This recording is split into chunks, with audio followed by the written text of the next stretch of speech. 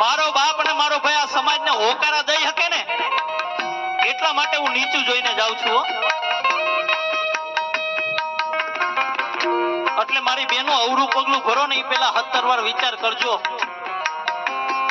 કે તમે તમારા મા બાપ ઉપર એકવાર ભરોસો કરી લેવો ને, તમે નહીં ધાર્યું હોય ને એવું કરીને બતાવશે હો.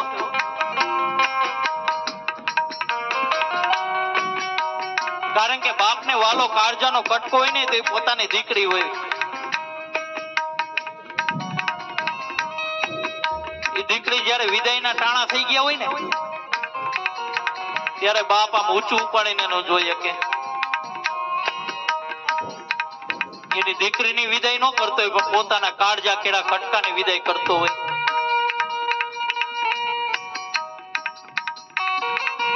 અરે દીકરો બાપને ફરિયાદ કરે ને તો બાપ કોને ફરિયાદ કરવા જાય? દીકરી બાપને ફરિયાદ કરે ને પણ બાપ કોને ફરિયાદ કરવા જાય? આજે ખોડા દાદા એમનો દીકરો અર્જુનભાઈ જ્યારે ફરિયાદ કરે પણ ખોડા દાદા કોને ફરિયાદ કરવા જાય? દીકરી ભાવનાબેન ઈ બાપને ફરિયાદ કરે પણ બાપ કોને ફરિયાદ કરવા જાય? ઈ બાપ રાત્રે હૂતો હોય ને ત્યારે ઓશિકાની અંદર 2 આંસુડા પાડી લે પણ કોઈને ફરિયાદ ન કરે હો. પોતે ફાટેલા કપડા પહેરી લે પણ એના દીકરાને તો હીરાની જેમ રાખે બાપ. ઈ બાપનું પાત્ર છે. દીકરીના વિદાયના ટાણા થઈ ગયા હોય ને, દીકરી પિયરમાં હોય ત્યારે માં ટક ટક કરે કે તારે કાલ સવારે સાસરે જવાનું છે, કઈક કામ શીખ. અને સાસરે જાય ને તો સાસુમાં અને માતાઓ સાસુ જો મેણા ન મારે તો હાહુ ન કહેવાય હો. સાસુમાં જો મેણા ન મારે ને તો એને સાસુ ન કહેવાય બાપ.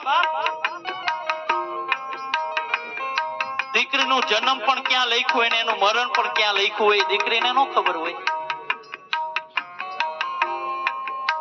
અરે બાપ માંદો પડે ને તો બિચારી રજા લેતી હોય, આજીજી કરતી હું જાઉં માં પપ્પાને મળવા જાઉં. ત્યારે એનો ઓલો પતિ પરમેશ્વર હોય ને એ એમ કે નથી જવાનું એટલે બિચારી બાપનું દુઃખ ભૂલી જાય હો.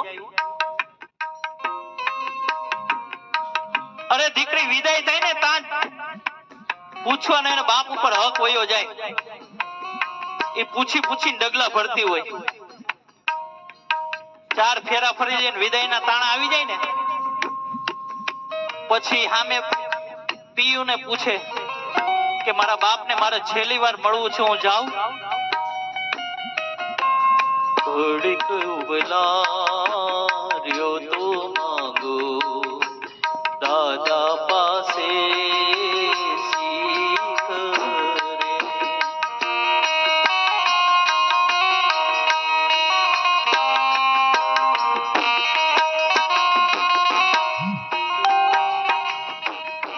ઘડીક ઉબલાર્યો તો માંગો દાદા પાસે શીખ રે.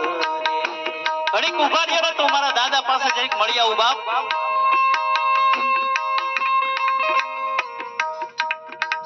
નો ઉભો રહેવા દે. હવે કેવી શીખ રે લાડી, હવે કેવા કોડ રે.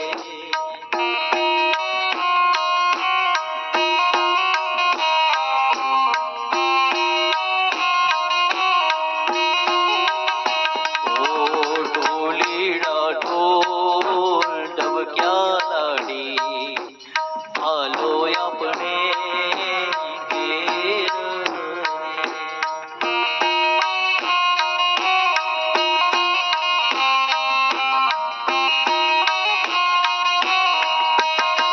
કોણ કહે છે દીકરી સાપનો ભારો છે?